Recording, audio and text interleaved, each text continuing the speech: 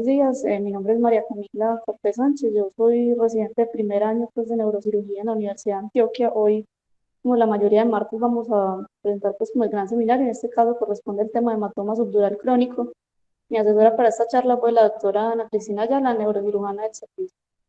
Pues, para empezar, este es el derrotero pues, como de la charla. Vamos a hablar rápidamente de un caso clínico, una breve descripción como de la historia, definición clínica, fisiopatología y conceptos pues como de epidemiología con las indicaciones de cirugía y las opciones de manejo médico con las que se cuentan actualmente.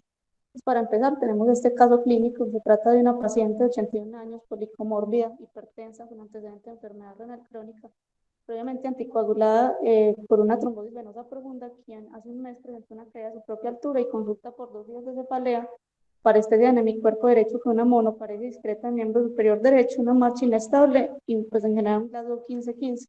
Esta es la TAC del ingreso.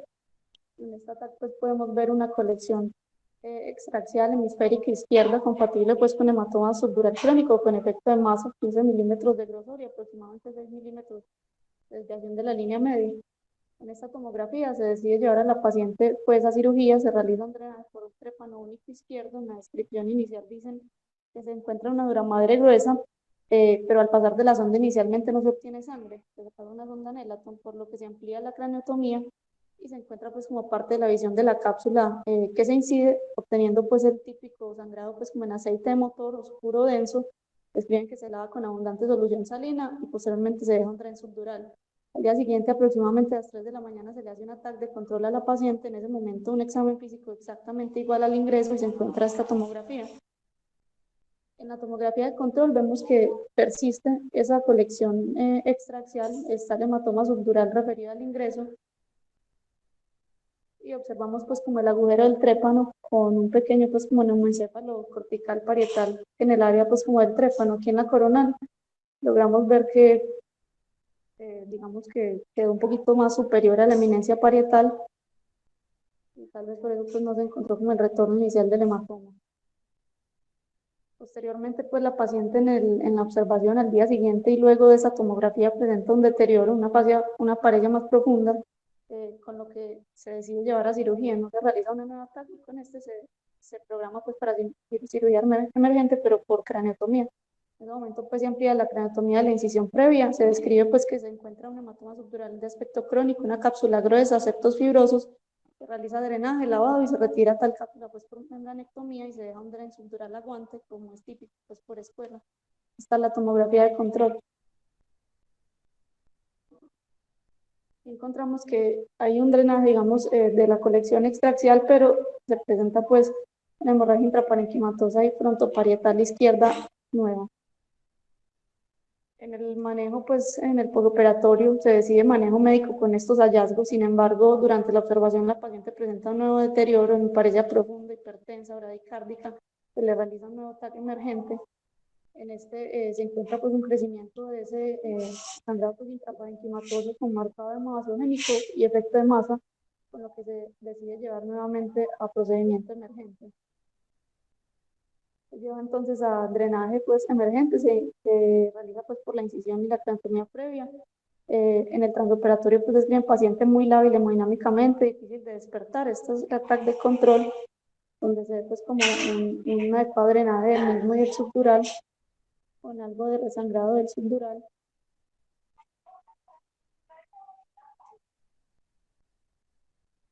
Pero en el posoperatorio, digamos, la paciente con una evolución neurológica muy pobre, eh, se sugiere, digamos, ante esto realizar traqueostomía y gastrostomía, pero la familia no acepta dichas intervenciones, firman disentimiento y posteriormente la paciente fallece en compañía pues como de su familia. Entonces, como para iniciar ahora como tal, pues como el grosso del tema, entonces que vamos a hablar de hematoma subdural crónico. Vamos a hacer un breve recuento de la historia.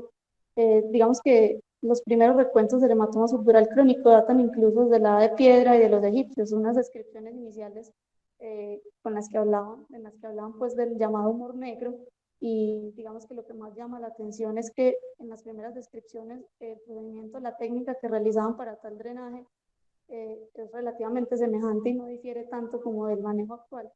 Se dice pues que los primeros hematomas drenados fue en 1559 Este se le practicó, pero en este caso pues, se le practicó al rey Henry II de Francia y fue escrito por uno de los barberos cirujanos de la época, Ambroise Paré. Posteriormente, aproximadamente en 1657, John Webber, un médico suizo, comienza a hacer como la descripción del hematoma subdural y lo describe como un quiste subdural. Ya en 1857, Virchow se acerca un poco más como a la descripción anatomopatológica del mismo y lo describe como una papimeningitis hemorrágica interna. Dice que adicional, pues como al trauma, lo que se presenta en realidad es una inflamación de la dura madre con un sangrado secundario. Ya en 1932, Gardner se atreve y propone como una atracción osmótica, como una de las teorías pues, de la formación de tal hematoma que vamos a mencionar más adelante, y ya posteriormente, y más como hacia 1900, Putnam y Cushing comienzan pues como a hablar de la primera como neomembrana, ¿cierto? ¿Me están escuchando bien o? Bueno, Muy entonces bien, tranquila. listo. Entonces, el hematoma subdural es una colección, digamos, que se presenta típicamente entre la dura madre y la aracnoides. Específicamente, pues aquí se da una colección porque por este, digamos, por este espacio se da un paso de las denominadas venas puentes corticales que son particularmente frágiles a este nivel. Específicamente en una subcapa de la dura madre que es como está más interna, íntimamente adherida al aracnoides, donde se encuentran unas células denominadas células del borde dural. En ciertos contextos, como en condiciones de atrofia o alcoholismo, pues en los ancianos, estas venas puentes se pueden presentar como con cierta tensión o cierta atracción, que ante cualquier trauma mínimo o cierta atracción pueden presentar un sangrado y generar el denominado pues, hematoma sutural crónico. Entonces, cuando se da, pues digamos, tal tracción y tal sangrado, se va a generar pues, como la colección o el hematoma a este nivel.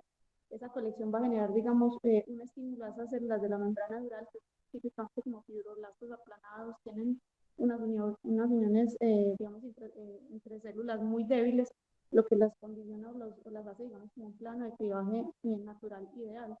Eh, digamos que esa colección genera una respuesta inflamatoria a este nivel que va a generar una atracción de esas sustancias proinflamatorias, principalmente lo que son interleuquina 6, 8, factor de necrosis tumoral, con una hiperfibrinolisis asociada, que genera una liquefacción constante del coágulo que se forma y una formación de tejido y granulación, y más importante que todo, una angiogénesis por la atracción de los factores de crecimiento endotelial y placentario. Esto es importante porque es esto lo que va a explicar, digamos, también la posibilidad de manejo médico que tenemos, que vamos a mencionar más adelante. Toda esa respuesta inflamatoria, esta hiperfibrinolisis y esta angiogénesis, que van a ser los tres pasos, digamos, para la formación del hematoma subdural crónico, lo que nos va a llevar finalmente es a la formación de unos neovasos inmaduros y frágiles, que son los que se van a asociar pues, como un sangrado recurrente. Entonces, en la formación de esa colección se dice que es una colección encapsulada y que ese tejido de granulación y esa angiogénesis con esos neovasos, digamos, mal formados, van finalmente a formar dos capas que se van a denominar como membranas filtrantes. Esas membranas van a ser una membrana interna y una membrana externa. Típicamente esa membrana interna visceral es delgada y avascular, mientras que la membrana externa. Acércate más al micrófono, María Camila. Acércate más al micrófono que la voz se te va y viene. Un segundito, profe. Ahí me escuchan mejor. Sí, ahí está mejor. Entonces, típicamente pues se describe que hay dos membranas, una membrana interna vascular delgada y una membrana externa parietal, que es donde van a estar estos neovasos pues como inmaduros y frágiles. Estas son pues las tres, digamos, fases que les mencionaba: una inflamación inicial, una fibrinolisis con la liquefaction de ese coágulo y una angiogénesis. Entonces, ¿por qué se hace crónico? Luego de un trauma inicial podría presentarse como un hematoma subdural agudo. Sin embargo, cuando hay, digamos, un desequilibrio entre esa tasa de reabsorción fisiológica y el sangrado continuo asociado a los neovasos, aproximadamente en el 20% de los casos se va a cronificar. Entonces, las dos teorías grandes pues, que refieren son esta de la hemorragia recurrente y la otra teoría que ya mencionaba, la teoría del gradiente osmótico, que era la que mencionaba Gardner, en la que decía que, digamos, había un aumento de esas proteínas dentro del hematoma y cada que aumentaba el hematoma había un aumento de su presión osmótica, y entre mayor era su crecimiento, mayor era su contenido y era, digamos, como constante. Sin embargo, eso se ha debatido teniendo en cuenta que se menciona que en realidad es isosmótico. Pues para concluir, pues digamos, se hace desgarro de las venas puente con formación de la colección, inflamación, fibrinolisis, atracción de estos factores, digamos, que generan, que precipitan la angiogénesis, con formación finalmente de los vasos inmaduros, un sangrado recurrente y la formación finalmente de esa neomembrana aproximadamente 3 a 4 semanas posterior al sangrado. En estos dos puntos entonces explicamos que es secundaria esa inflamación, esa fibrinolisis y esa angiogénesis que se dice o que se fundamenta, digamos, el manejo de los esteroides, estatinas y ECAs en este contexto. Lo otro es que se describe que esos neovasos reciben pues como su suplencia de la arteria meningia media, que de hecho se suelen encontrar, digamos, engrosada ipsilateral al hematoma, y esto es como lo que justifica esa embolización de la arteria meningia media en ciertos contextos, principalmente en recurrencia. Entonces, para realizar la definición pues, del hematoma subdural crónico en realidad es una definición más tomográfica que clínica.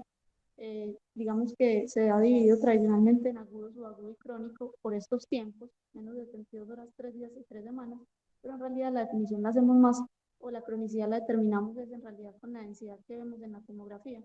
Entonces, típicamente en el hematoma subdural agudo, digamos que se van a presentar densidades con unidades Onfield entre 70 y 90, en el subagudo entre 28 y 48 y en el crónico entre 8 y 28. Típicamente, pues este hematoma subdural presenta una forma, digamos, de semiluna, que es la que describimos pues en la parte superior, que va a cruzar pues esas líneas de sutura. Puede tener pues un efecto de masa, desviar línea media, y se va a presentar como una colección hipodensa cuando ya se presenta una degradación de la hemoglobina en hemosiderina. Y como les decía, digamos, es esa densidad la que nos va a orientar hacia la cronicidad. Entonces, en cuanto a la epidemiología, tenemos que esta es una enfermedad más que todo como de ancianos o de personas con ciertas comorbilidades, si bien se puede presentar a cualquier edad. En general, la edad media es aproximadamente a los 77 años, pero la mayor incidencia se da después de los 70. Tiene una aproximada de 5 por cada 100.000, pero aumenta hasta 58 por cada 100.000 en mayores de 70 años. La relación entre hombres y mujeres es de 3 a 1 y tiene una etiología variable. Esto va a depender, pues, como de la edad de las comorbilidades, y esto justifica como el aumento en la incidencia adicionalmente asociado, pues, a las múltiples enfermedades cardiovasculares y a los síndromes metabólicos que se vienen manejando con nuevos anticoagulantes y antiplaquetarios. Se suele asociar, digamos, a trauma, pero hasta en el 50% de las veces el trauma es silente o no se identifica. Casi siempre su localización pues, es frontotemporal y hasta en un 20% de los casos se puede presentar de forma bilateral. La mortalidad global del mismo es del 0.5 al 8%. De los factores de riesgo, pues como que se describen grandes, tenemos pues la atrofia y la fragilidad presente hasta en el 11 a 37% de los pacientes. El uso de anticoagulantes y antiplaquetarios, como les mencionaba, está presente en el 20% y 32% de ellos. Otros factores de riesgo conocidos son la epilepsia, el consumo crónico de alcohol, la desnutrición y cualquier, digamos, condición pues, que condicione, digamos, como una coagulopatía o una diabetes después hemorrágica. Asociado además, también se asocia, digamos, a condiciones que determinen, digamos, una disminución de la presión intracraneal, sea espontánea y atrogénica, en el contexto, pues, como de operatorios de DBP o sifonado. Hay unos factores de riesgo específicos para recurrencia, pero esto es directamente, digamos que se extrapola, o que en realidad esto nos va a hablar directamente del uso de esos anticoagulantes y de esos antiagregantes. Dice que las comorbilidades, pues como cardiovasculares, pero eso es por el uso, pues como de anticoagulantes, el trauma repetido de la hemodiálisis y el uso de algunos, entonces, bueno, y algunas técnicas quirúrgicas. De estos anticoagulantes, los dos que más se asocian pues con más sangrado son los inhibidores, los antagonistas de la vitamina K, y los nuevos anticoagulantes, específicamente el dabigatran. El dabigatran genera 4 veces más sangrado en el sistema nervioso central que el resto de nuevos anticoagulantes.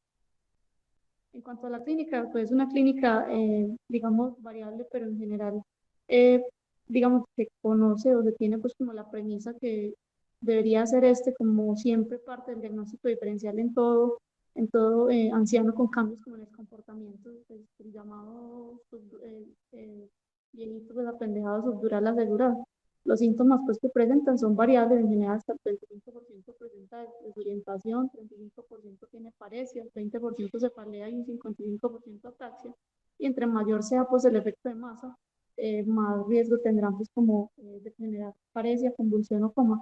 Esta clínica pues, también va a depender de la agudeza pues, del trauma o de si es subagudo crónico. En el contexto pues, de ahora que es crónico, son síntomas que tienen una instauración más lenta, y hasta el 50%, como decimos, no va a haber un trauma asociado, diferente al agudo en el que hay un trauma y un evento claro con una rápida instauración de una clínica de hipertensión endocraneal.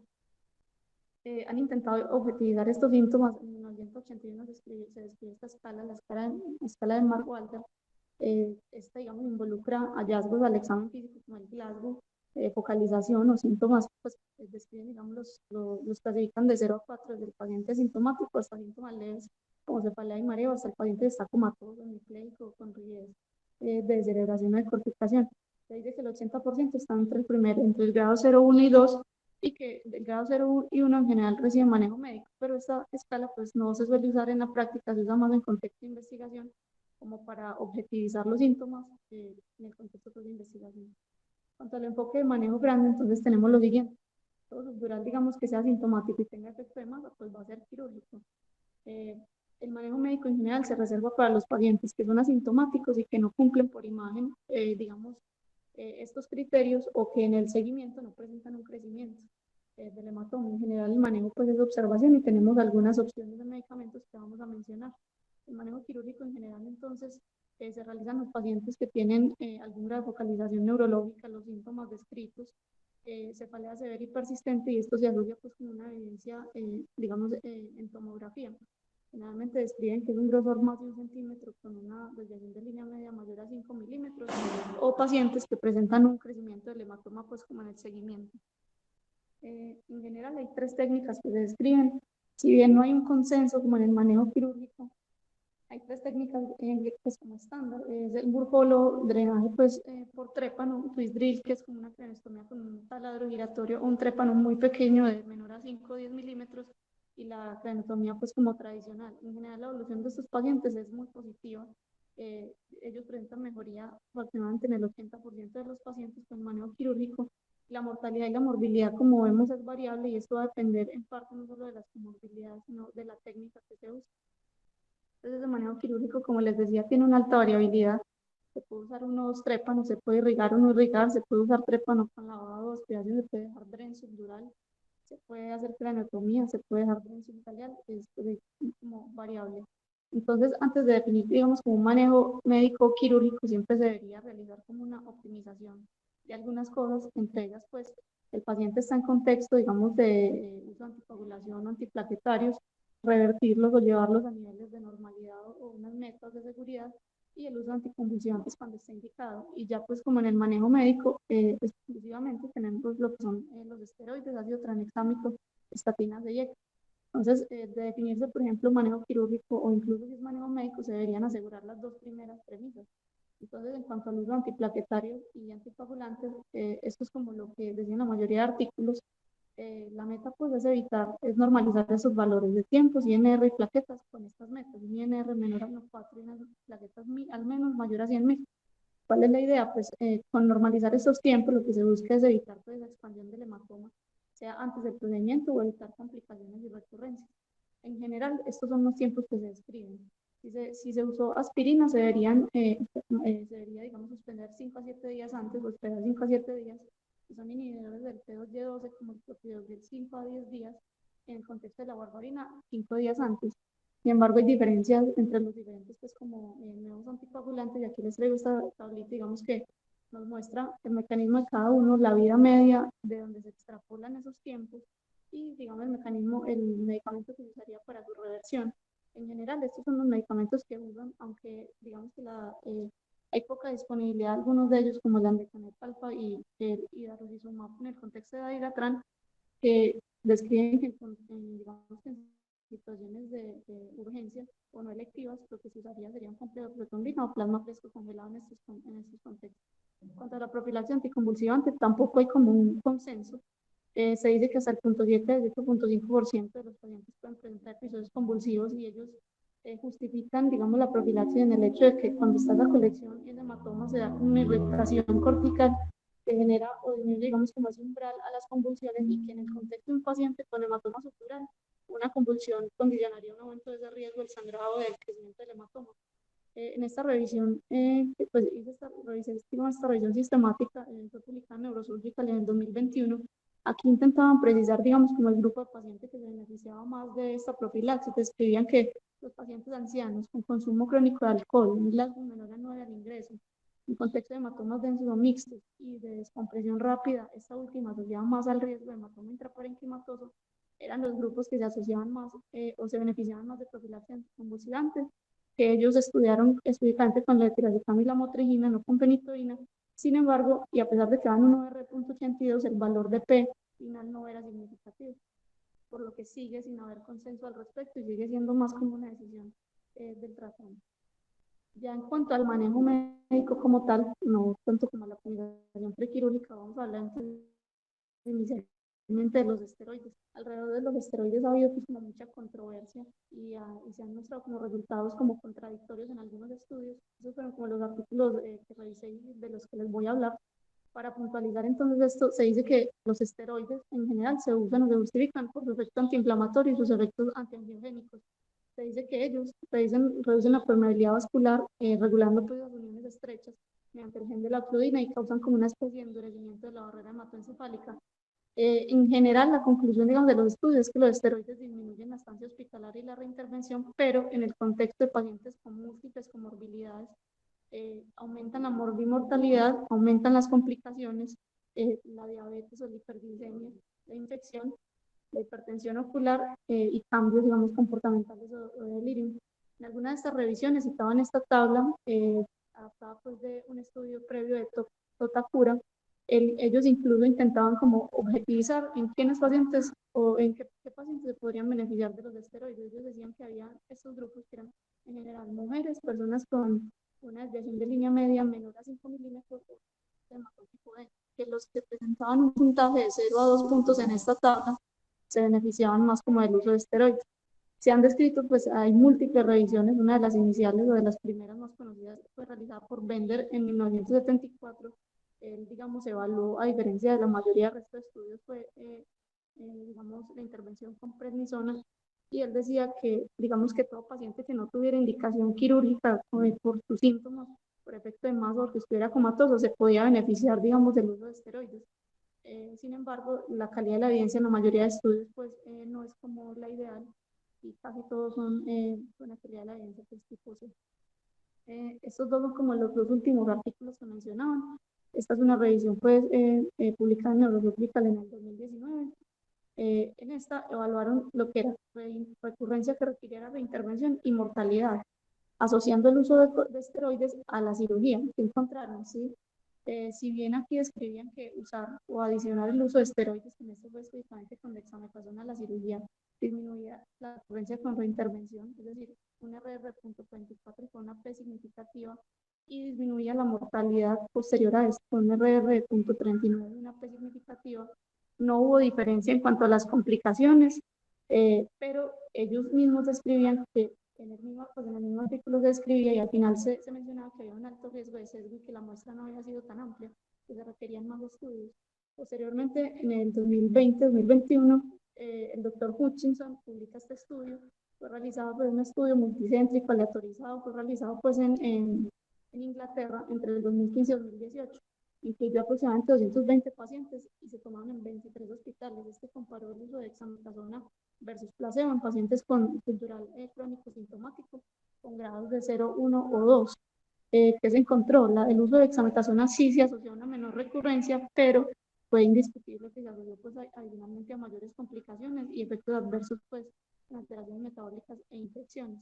Aquí están los resultados. Entonces, irónicamente, el uso, digamos, de esteroides en cuanto al desenlace funcional, como les digo, se asoció a un ranking más desfavorable, es decir, el ranking 0 a 3, que era favorable, se presentó en 90.3% de los pacientes del grupo de placebo, mientras que se presentó en el 83.9% en el grupo de intervención, con una P significativa.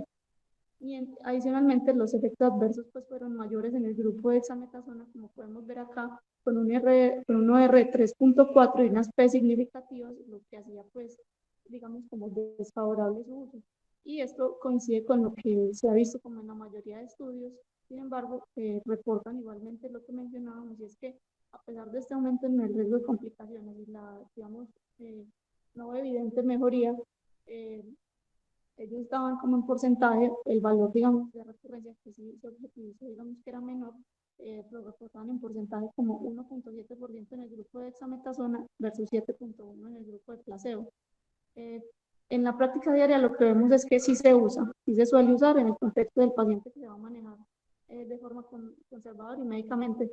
Les traigo solo estos dos videitos para mostrarle un caso que vimos en la práctica y es un paciente de nosotros, un TEC leve, 68 años, estaba completamente asintomático. En esta TAC inicial tenía un subdural crónico izquierdo con un subdural subagudo derecho. Con esta TAC se hizo seguimiento y lo vimos en consulta en diciembre. En consulta en diciembre tenía esta tomografía, ya tenía, digamos, evidencia de un subdural, digamos, bilateral, crónico agudizado del lado izquierdo y subagudo del lado derecho. Con esta tomografía de un paciente completamente asintomático, en ese momento y ante la duda se decidió hacer manejo médico y se hizo tratamiento con este ciclo de prednisona, pues empírico, ¿cierto? Que no era como lo que se describía realmente, pero se hizo un manejo empírico con esta prednisona. Posteriormente, el día de ayer, lo vemos en consulta externa, un paciente perfecto, en condiciones pues totalmente asintomático y esa fue la tomografía de control de esta semana. A pesar entonces de que la evidencia, digamos, es muy controversial y no lo apoya, lo que vemos en la práctica clínica es que pues hay pacientes que tienen desenlaces, digamos, favorables. En cuanto a las estatinas, este es como uno de los estudios más grandes que se han realizado, es el denominado estudio ATOCH.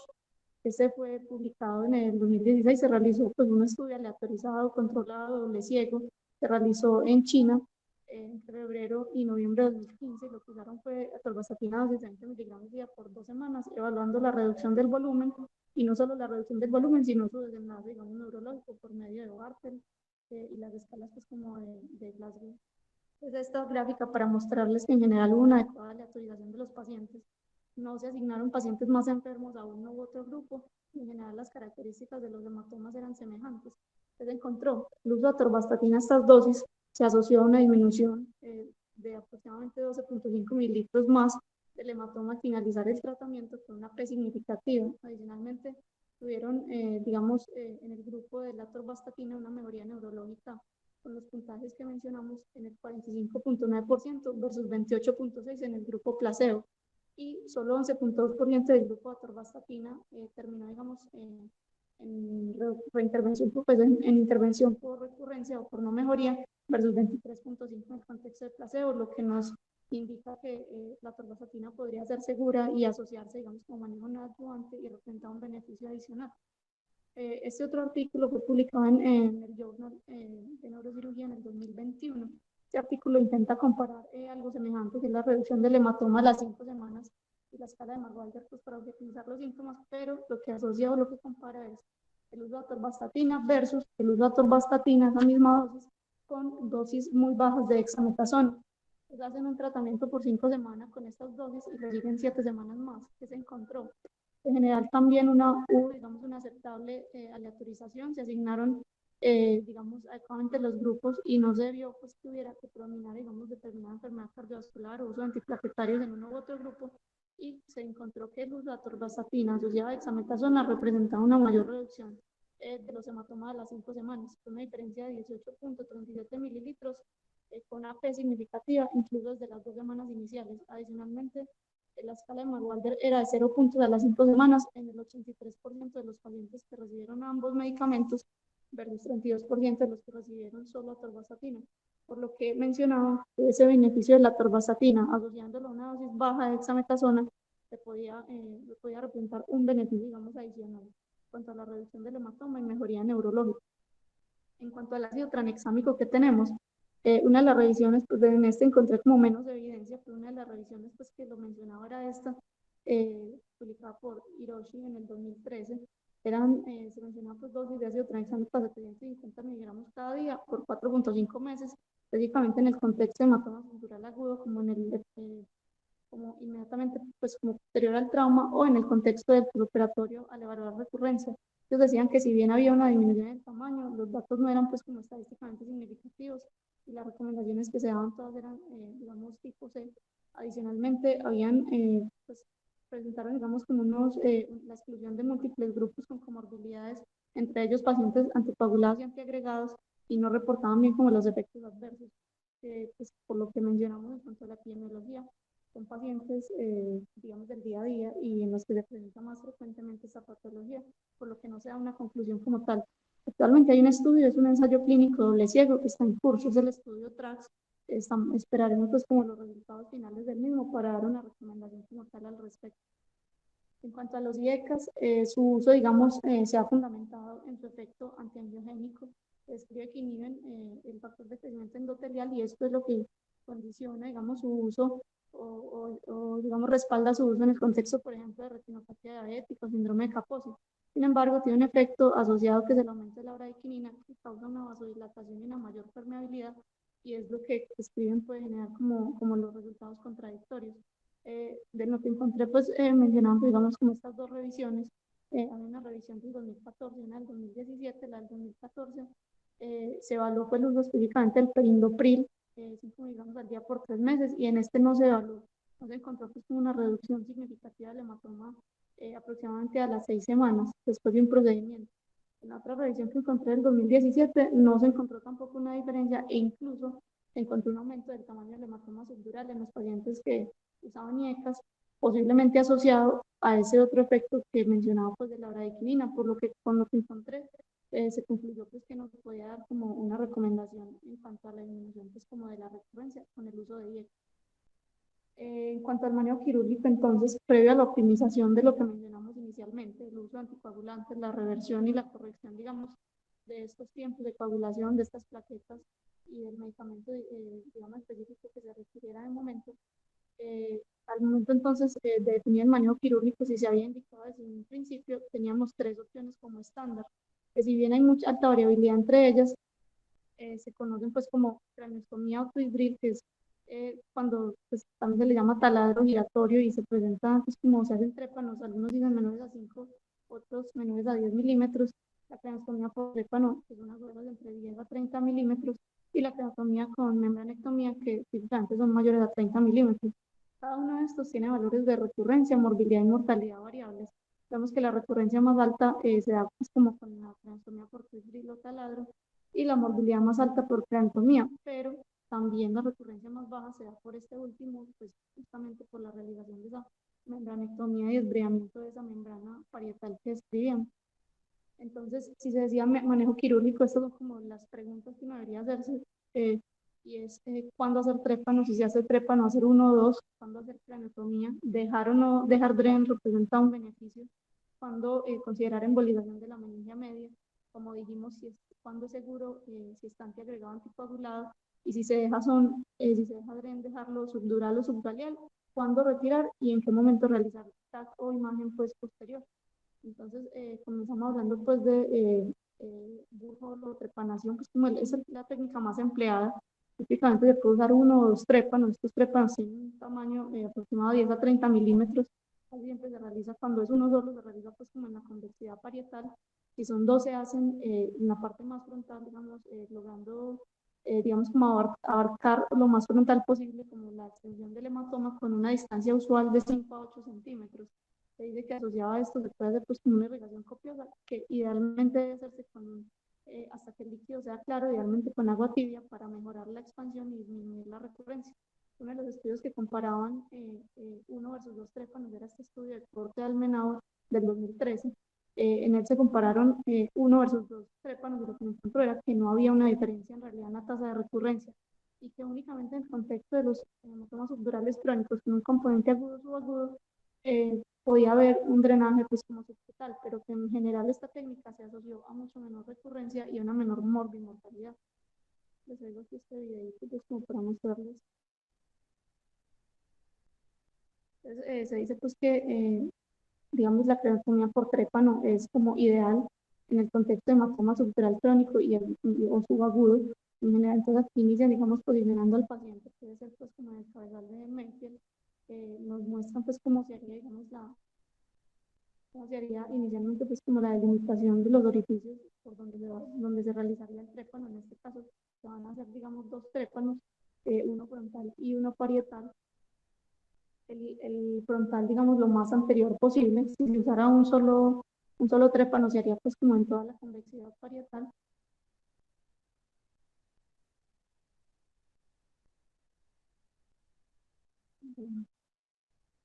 Una vez pues se determina la zona de incisión, pues se hace la incisión y se llega digamos hasta el periósteo. se hace, digamos, vamos a iniciar pues, con unos retractores y posteriormente con el craneótomo vamos a realizar pues como los dos trépanos. Al momento en que se observe pues como la dura madre, una vez observamos pues la dura, se hace pues como la incisión en cruz de la misma, se incide y obtenemos pues como el denominado hematoma, digamos en agua, en aceite de motor.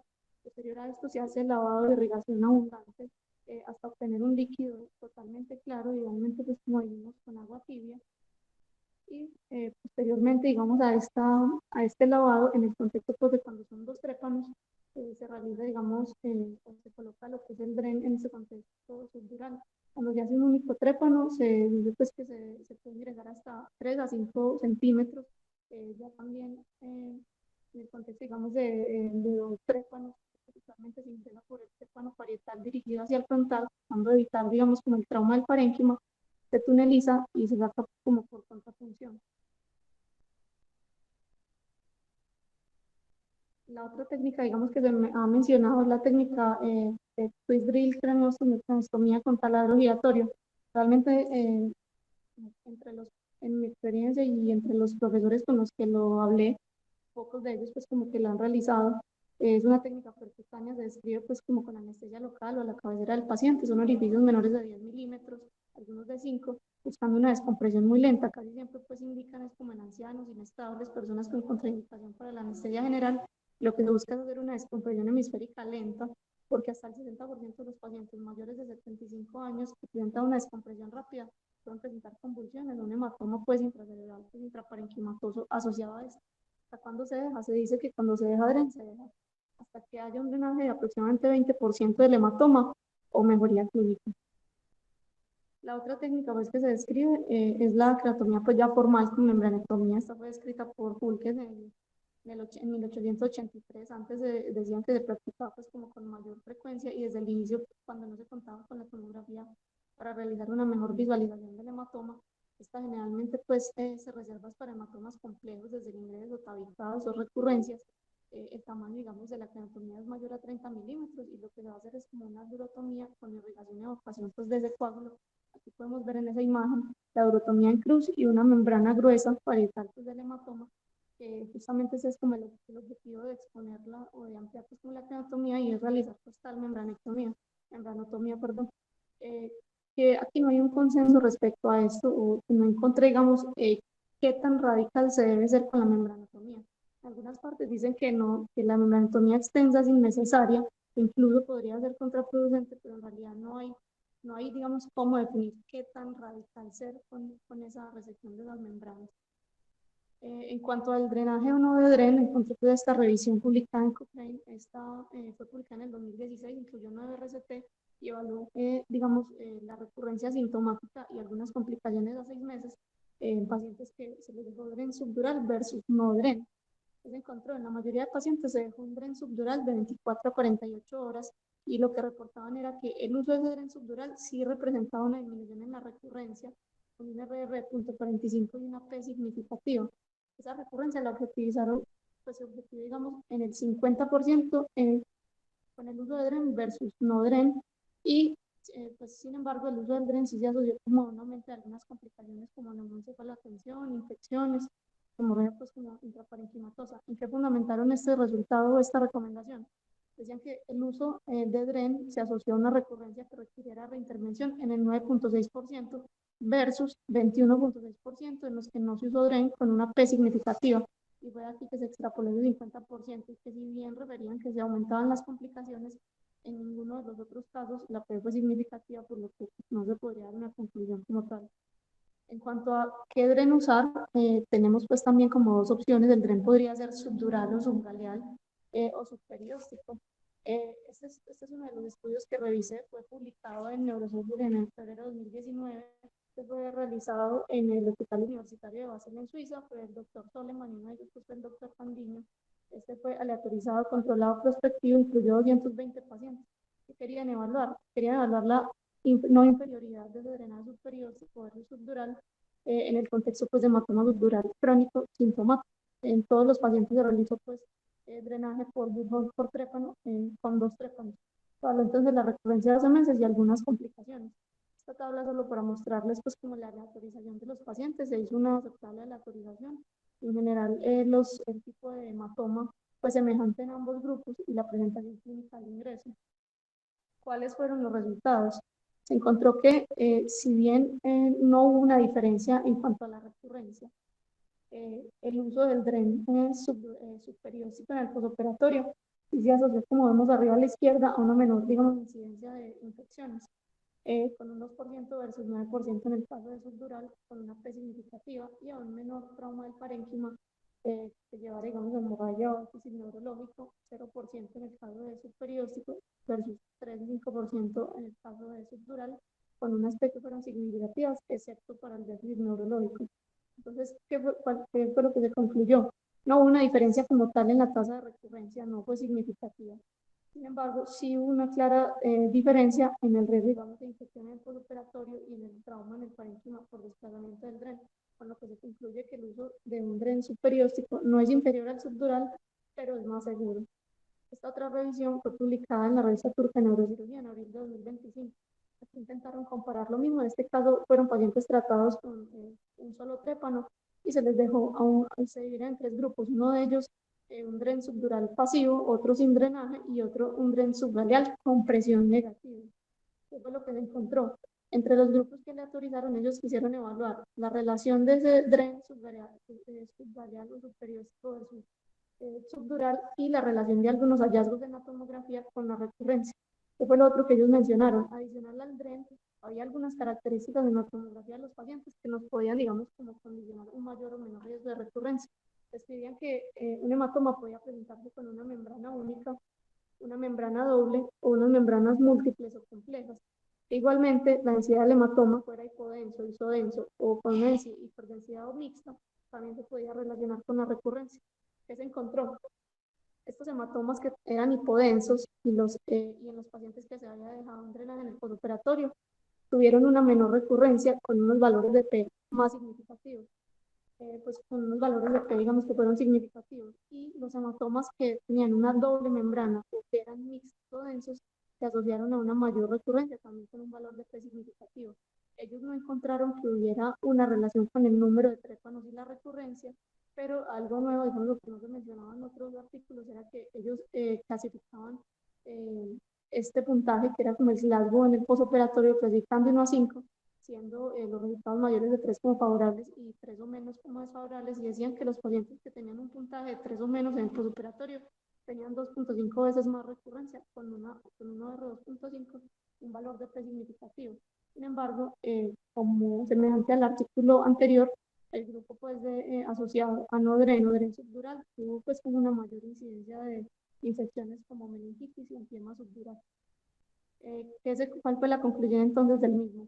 El uso de dren subdural versus subgaleal no representó una diferencia en la recurrencia, que si bien los valores, digamos, o la recurrencia en el caso de dren subgaleal fue de 13,3 versus 20% en subdural, la P no fue significativa, por lo que no representó pues como una diferencia, y que más bien esos hallazgos en la tomografía de densidad, tipo de membrana, si se dejaba drenaje o no, y el hallazgo en el operatorio, sí representaban unos predictores pues que eran estadísticamente significativos para recurrencia, y que pues este DREN, semejante al artículo anterior, no representaba, digamos, superioridad en recurrencia, pero sí había una diferencia en la tasa de infección y lesión del parénquima. Entonces, ¿cuál es el manejo general entonces o la conclusión en el contexto de hematoma subdural? Que el paciente está asintomático y no tiene efecto de masa en la tomografía. El manejo es de observación y las opciones de manejo médico que mencionamos. Si el paciente está sintomático y en la tomografía encontramos que hay un efecto de masa con los criterios que describimos o es una recurrencia, se debería hacer manejo quirúrgico. Antes de esto, se deberían mencionar entonces estos dos aspectos. Se debería mirar en la tomografía las características y la densidad del hematoma y esas membranas que ellos describían. Y dicen que cuando el hematoma es hipodenso o con membrana única se podría hacer fibrilo o Buchholz, y que cuando es un hematoma complejo, con múltiples membranas, mixto, con componentes subagudo-agudo o es una recurrencia, se deberá llevar esa cranotomía con membranectomía. En estos pacientes que, digamos, se podría llevar solo a fibrilo Buchholz, ya la diferencia o la decisión será con respecto a, digamos, a la estabilidad del paciente, si es anciano, con comorbilidades, y si puede, digamos, puede ser llevado a quirófano bajo anestesia o no. Ya como para ir finalizando, hay algunas decisiones o algunos aspectos que se deben valorar en el posoperatorio. Cuando se decide hacer manejo quirúrgico, uno de ellos es en qué momento retirar el dren. La mayoría de estudios que revisé describían que el dren subdural se retiraba aproximadamente a las 24 o 48 horas, igual que el subgaleal, pero en algunos de ellos mencionaron que el subgaleal se podía retirar hasta las 72 horas. En cuanto a la imagen control, aquí hay mucha controversia también. Algunos describían que se debía hacer a las 24 horas y al mes. Otros decían que solamente si clínica. Todo eso fundamentado en el hecho de que hasta el 75% de los pacientes al primer día del postoperatorio tienen una colección residual y 15% a los 40 días pueden tener una colección, por lo que pues para que haya una resolución total en la tomografía demora hasta 6 meses y había pues como mucha controversia en esta recomendación. Sin haber como dejándolo más como a criterio pues como del tratante. Ya en cuanto a en qué momento iniciar tromboprofilaxis y anticoagulación, encontré esto.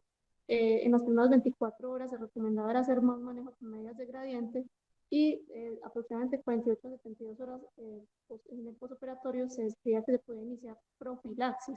Sin embargo, uno de los artículos describían que podían haber recurrencias hasta el 18.8 a 32% con el inicio solo de la tromboprofilaxis con una P significativa, pero era la recomendación general. En cuanto a la anticoagulación, describían que para decidir, digamos, iniciar o no la anticoagulación, se debía evaluar el riesgo trombótico y la indicación que tenía el paciente de anticoagulación. ¿Cuál era esa causa de la indicación?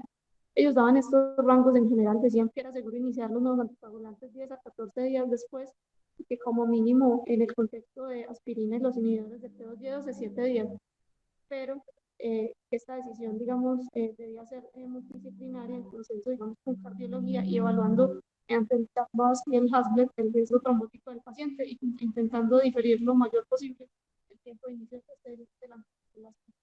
Otras técnicas pues, que se mencionan que son más basadas como en la experiencia, como una cabecera a 0 grados, pues digamos como en el postoperatorio mientras se con drenaje, el reposo para favorecer la expansión. Mencionaban además lo que era la sobrehidratación. Alrededor de esto pues hay como poca evidencia, pero se ve en la práctica clínica y es mencionaban pues que se puede hacer una sobrehidratación aproximadamente con 3.000 cc en las primeras 24 a 48 horas y que esto podía favorecer como un edema y una mejor expansión cerebral, al igual que lo que era el uso de adherencia subdural y el prépano generoso.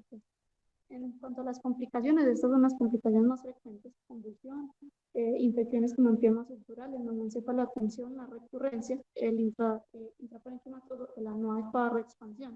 En cuanto a la recurrencia, durante la charla hemos mencionado pues como diferentes puntos o digamos hallazgos, tanto en la clínica como en la tomografía y en la técnica que nos podrían condicionar un mayor o un menor riesgo de recurrencia. En este artículo intentamos como puntualizar algunos factores de riesgo. Ellos describían lo mismo: uso previo de anticoagulantes antiplaquetarios cuando había una pobre reexpansión y poca mejoría de la desviación de línea media en la talla inicial o persistencia de membranas. Y entre los factores de riesgo que daban, mencionaban que solo la edad mayor de 75 años era un factor de riesgo independiente para recurrencia y que los dos factores que más se asociaban a lo mismo eran la arquitectura pues como trabeculada o densa o mixta y una encefalotensión con R tan altos como 3.3 y 4.4, y decían que lo ideal era que encontrara un drenaje en el postoperatorio de siquiera 100 a 150 cc. Cuanto a los predictores, entonces, esto es lo que les mencioné pues, en el artículo anterior. Se asocia una menor recurrencia en el contexto de un hematoma que era totalmente hipodenso o de membrana única, y cuando se dejaba pues, el drenaje en el postoperatorio, o tenía un mejor puntaje, digamos, de Glasgow en el postoperatorio. Cuanto a la embolización pues, de la arteria meningia media, esto se fundamenta en lo que les decía al principio. La suplencia de esos neovasos mal formados se da básicamente por la meningia media, y es justamente esa embolización buscando, digamos, una devascularización de las meninges, evitando esa hemorragia recurrente y rompiendo ese ciclo para favorecer la reabsorción fisiológica, en lo que se fundamenta esta recomendación. Eh, Esto fue revisado por el compañero Lucas recientemente y se llegó a una conclusión semejante a la que encontré, digamos, en este artículo.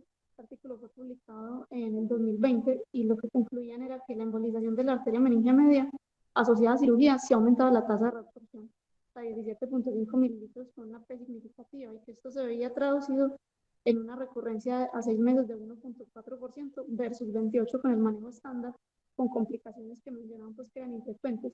¿Qué pasa? Esta falla en el tratamiento o esta recurrencia que mencionaba no se extrapoló o digamos no se optimizó con mejoría neurológica, por lo que se representa una menor recurrencia, pero no tenemos digamos valores de mejoría neurológica digamos a 6 meses en estos pacientes. Ya digamos como para finalizar, tenemos pues en contexto y en relación con el caso clínico inicial, que hasta el 0.7 a 5% de los pacientes pueden presentar una hemorragia intraparenquimatosa como complicación. Este tiene pues muy pobres desenlaces, se ve que hasta un tercio de esos pacientes van a fallecer y un tercio de ellos va a tener una secuela neurológica grave.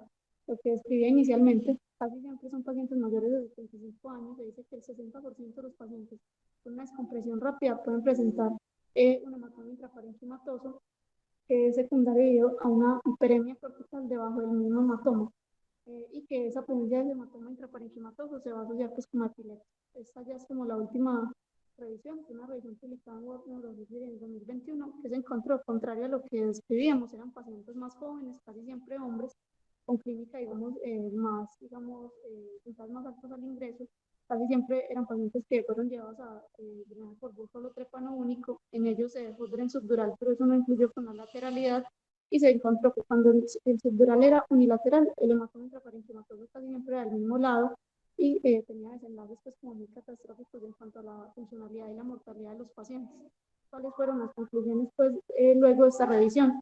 Primero es que si bien hay unas técnicas digamos, usuales, hay mucha controversia o hay poco consenso en cuanto a cierta variabilidad durante el procedimiento, que esto va a depender y que el manejo ideal será con el que el cirujano cuente más experiencia y tenga más confianza, que sí tenemos algunas opciones de manejo que tienen algún grado de evidencia, pero que algunos de ellos, o la gran mayoría de estudios, pues tienen una poca población y limitada calidad metodológica, que tanto el examen inicial como en la tomografía y en la técnica hay algunos predictores de recurrencia útiles, que usar DREN subdural o subgaleal, y pues, el estudio fue con subdural, sí disminuye recurrencia, pero que el DREN subgaleal como algo nuevo no demostró pues inferioridad, pero sí demostró una menor tasa de lesiones del parénquima o infecciones. Eso era pues lo que tenía pues como para revisar el día de hoy. Muchas gracias.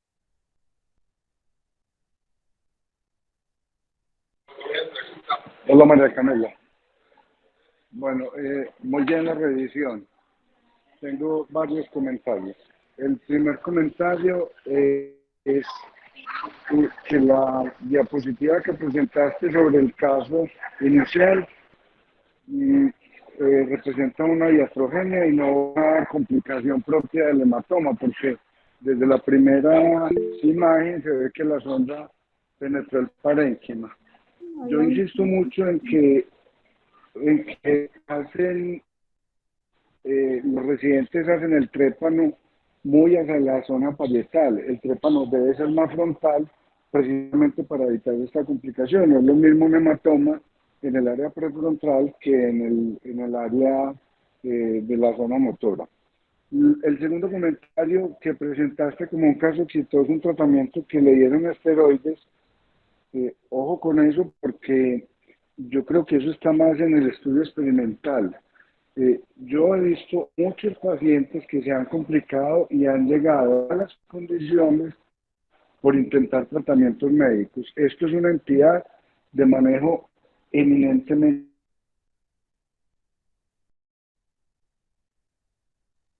a darle un manejo médico cuando las probabilidades de éxito son remotas.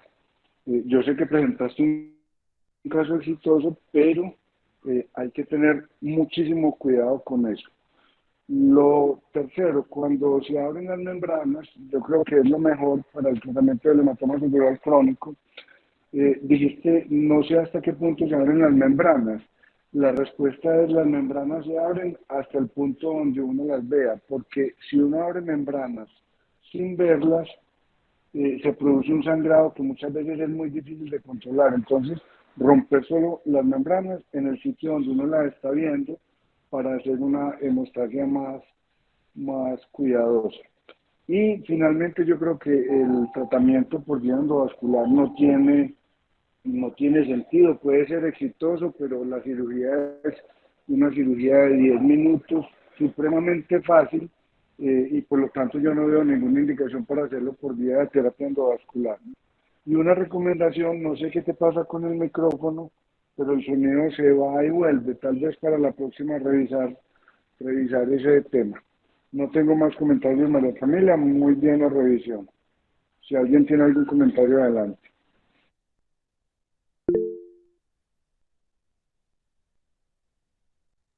Gali levantó la mano, adelante.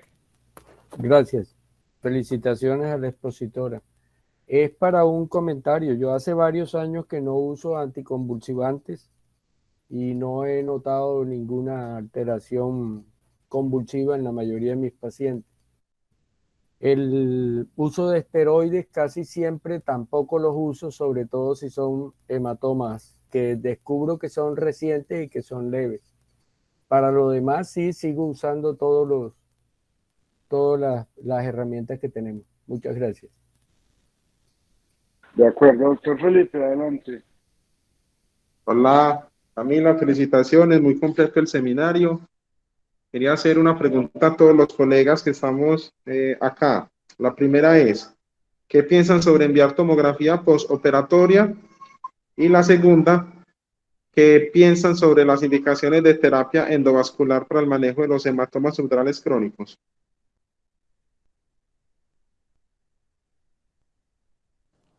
Hola, buenos días. Con respecto a las preguntas que hace Felipe, vamos a empezar con la de la tomografía. Yo personalmente no envío tomografía posoperatorio inmediato a un paciente que no tuvo complicaciones y que no hubo mayores problemas en el drenaje. Eso lo he visto yo porque cuando uno hace estas cirugías, a veces el médico de sala, el intensivista, corre a hacerle una tomografía de control y lo que mostraba la compañera es que en la mayoría de los pacientes todavía persiste alguna cantidad de colección subdural y esa colección, aunque es menor, puede generar muchas confusiones en el manejo. Entonces no falta el intensivista o el médico de sala que empieza a asusar al neurocirujano para hacer una nueva intervención cuando en realidad el paciente viene mejor y cuando la colección es de mucho menor tamaño. Si nosotros nos vamos a basar en la literatura, hay un estudio de unos suizos, que fue el estudio Toscan, que mostró que una tomografía inmediata en un paciente que no hubo complicaciones intraoperatorias y que no tiene clínica de deterioro neurológico, una tomografía va a aumentar hasta el 18% el gasto de esa intervención. Y lo otro es que no va a tener un acto médico relevante si se hace o no se hace la tomografía. La segunda pregunta era ¿cuál? Que se me olvidó.